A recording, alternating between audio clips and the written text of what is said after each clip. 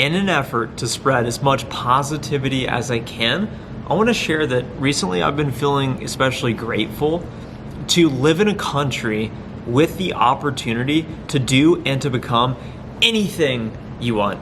I'm based in America. I know we have a global audience, so wherever you may be watching from, however you may be listening, I wish you all the best. Housekeeping items. Today's video is going to be fun. I am reading the comments from my most recent video. There were about 3 to 4 questions in there about potential videos. So I thought, hey, I'm sure some of you are curious about similar topics, such as shortening sales deal cycles, such as alternative paths to a sales career, but remaining in tech. And I'm gonna answer all of those questions in today's video, so make sure to stick around. Something that's been on my mind recently is how can I make as large of an impact as possible? I wanna help people. I wanna help you find your dream sales job. I wanna help you find more success in your career. I just wanna help people in general. And I think the ability to do that through the internet, through word, written text, audio is incredible. So I'm also grateful to live in a time with the technology and tools to be able to spread ideas, to connect and help with people. I've been thinking about starting a podcast. I don't know the topic I would talk about. I don't know if I would have a co-host, a guest, what I would do, but I'd be open to any ideas you have. Let me know in the comments below, because I actually am considering this, and I think I might just start it this weekend. I've had podcasts in the past, but I never stuck with it, but we have stayed disciplined with this YouTube channel, and I want to incorporate long-form communication to continue to build my relationship with you and spread as much value and positivity as possible. If this video gets 100 likes, I'm doing it without a shadow of a doubt. I'm gonna stop thinking about it. I'm gonna stop putting it off. And hopefully by next weekend, we got the mic, we'll have the brand, and we'll be ready to go. So let me know, because ultimately I do it for you guys. First question here. This is from Grumsalum. I'll put the name in there. Trent, I'd love to hear your take on sales engineers in a future video. Love the videos as always. So look, working in tech, there are 2 main career paths that I would advise: sales and engineering. The reason these paths are the best is because they are performance-based careers, and you are paid for performance. Really important in the marketplace. In sales in particular, it's very difficult. It's demanding, you face rejection, and you have to be able to communicate effectively. Not everyone wants the pressure of a quota, but a lot of people want to remain in technology, and they still want to support sales without having the quota. And that's where alternative career paths such as sales engineer, such as a solution strategy, such as customer success, such as marketing come into play. There's multiple alternative career paths if you start in sales and decide, hey, I don't like it, or maybe you want to come in as a technical expert and be a solution engineer. I just had a demo this afternoon.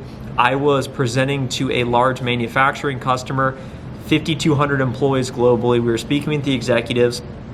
I'm okay at demoing, but for big calls like that, I bring on what's called a solution engineer, and it's someone that specializes in giving demos. So I met with that individual prior to the call to prep, and she led a fantastic demo throughout the conversation. I know that her incentives are based on number of meetings attended, win rate influence. So meaning when we bring on a solution engineer, we want the win rates to increase as a result of having a dedicated technical resource to lead demos. So if you're considering a career in tech, you think maybe sales, you could always start out as an SDR. And if you decide you don't like it, you could go into one of these alternative career paths. I also see a lot of people specialize and start as a solution engineer right off the bat. Certainly a viable career path, not as much upside as sales. Question number 2, Dads with Purpose. I like that name. Have you thought about who to thank in your org and how often? Do you thank those below you and take the time to make it genuine? Do you endorse or promote others to upper leadership that are doing great work? If you aren't, why? Something to chew on. This is really important. Regardless your role, title, tenure, experience, how much money you're making, we are all in the business of people. And I have a feeling that you, just like me, like to feel special, you like to feel recognized, you want to feel important, and like you are providing value to your space. So what I've found is that in order to leverage my internal resources to help me I want to help them be more successful. So as an SDR, when I supported my account executive, I would always tell my AEs, hey, just thanks so much for your support. And I would try to provide them as much value as possible. Now as an account executive, I always tell my SDR, look, I want you to be successful. And I tell my internal resources, when I can, thank you. But I think I'm maybe a little too transactional based for offering thanks and gratitude. I think that's a really important comment and an important reminder for all of us to acknowledge that we can't do this alone. We can't reach the top of the mountain alone. We need help, we need support. And by acknowledging contributions and people who are helping you, you definitely want to recognize them for that. So it's something I need to get better at, something I try to do. But I'm glad that I read it here, then I can share it with you as well. Additional comments, fantastic video. Let's get that algorithm pushing this up the feed. I agree with that. Let's push the algorithm here. My mother commented, impeccable timing on this video. She usually eats lunch and watches these videos. Nick V commented, don't stop. And just know, guys, another one here by David. Trent, I love you, man. You help and motivate me so effing much. Thank you so much. I'm flattered. I recently became a BDR, but I'm finding it insanely difficult to stay organized and on top of things. Can you give me tips?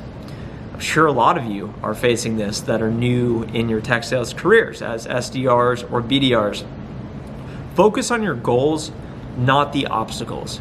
Meaning, have clear targets. Is your goal to generate $100,000 in pipeline? Is it to book 6 demos this week? If you feel unorganized, it's because you feel out of control. Perhaps that's a symptom of your home life. Maybe you're going to bed late. Maybe you're not drinking enough water. Maybe you're not focused on doing the activities to grow as an individual. There's a lot of contributing factors here, but what I'd recommend is write down your goals. I write down my targets. I've got a piece of paper here.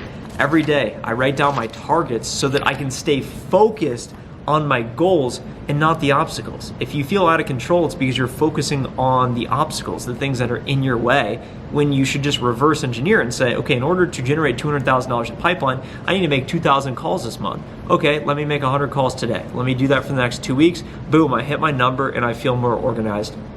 Finally, the most important question here that I hope you stuck around until, Devin Del Valle said, could you make a video maybe on how to speed up the sales cycle for deals? Also elaborating more on the close cycle of a deal. I'm curious on your process here. So this is moving from more of the SDR mindset to more account executive mindset, which is where I'm at right now. The typical sales cycle for a software deal is initial meeting. So you just cold call someone, you figure out if there's a need, or you want to introduce yourself. They agree to your meeting, you got to provide value, you have the initial meeting, you do that meeting, and ideally it goes well, and you identify who are the decision makers, what is the pain, what is timing on this potential initiative, is there budget, why now, are there competitors? And then you set up an additional discovery conversation, you try and engage additional stakeholders. You then progress the meeting to a demonstration, a product demo, where you show live what your product does. You then go to a business consideration phase where you present a pricing proposal. And then if you are selected as the vendor of choice, there's still multiple steps in the process to actually win the deal. Winning the deal means getting the contract signed and uploaded in your system.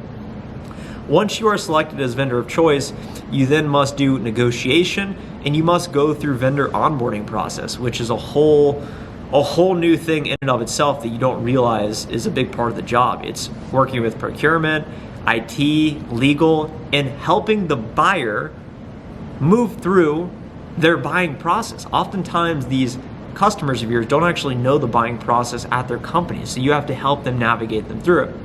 My strategy is to shorten these sales cycles as much as possible. This is a big differentiator to be more successful sooner rather than later, because the average sales cycle is so long and complex for software. So how can you have that initial meeting and get the signature and condense that period of time?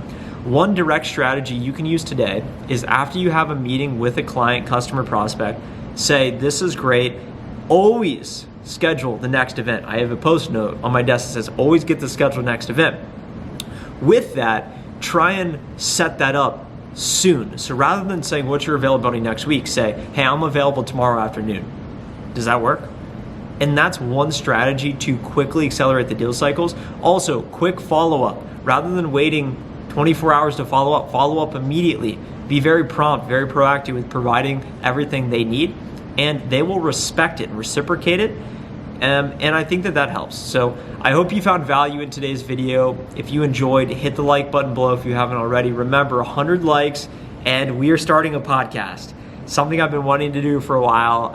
And in a way, I want the validation. I want you guys to say, yeah, Trent, we'd listen to the podcast. Let's do it. That will motivate me to really get fired up here. Have a great rest of your weekend, and I'll talk to you in the next video.